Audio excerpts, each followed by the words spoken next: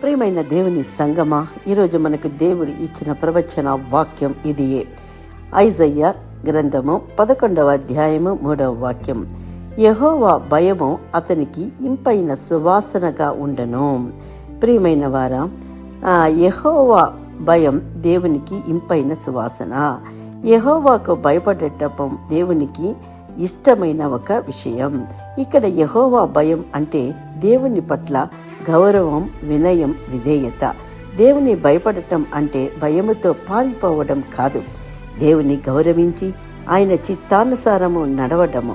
దేవునికి అత్యంత ఇష్టమైన జీవితం ఏమిటంటే యెహోవా భయముతో జీవించే జీవితం. అబ్రహాము దేవుని భయము, విశ్వాసము కలిగి ఉండెను. దేవుడు అబ్రహాముని పరీక్షించెను. తన కుమారుడు ఈసాకును బలిగా అర్పించమని చెప్పారు. అప్పుడు అబ్రహాము దేవుని మాటకు విధేయుడయ్యను. యెహోవా భయం విధేయతతో కనిపించెను. యోసేపు దేవుని భయం పాపం నుండి కాపాడెను. ఫాతిఫర్ భార్య యోసేపును పాపానికి ప్రలోభపెట్టెను.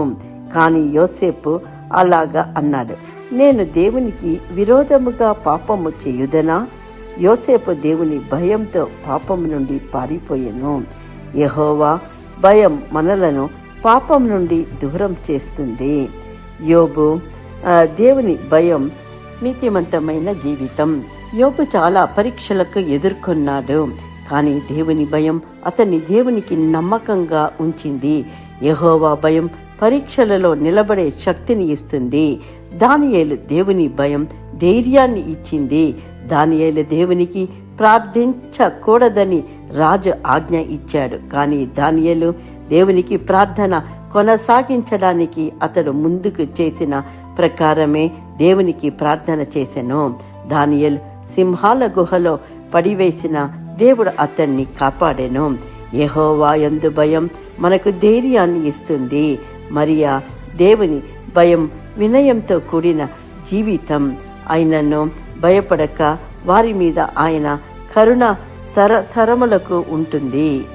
మరియా దేవుని చిత్తాన్ని అంగీకరించెను. ఆమె ద్వారా యేసుక్రీస్తు జన్మించెను.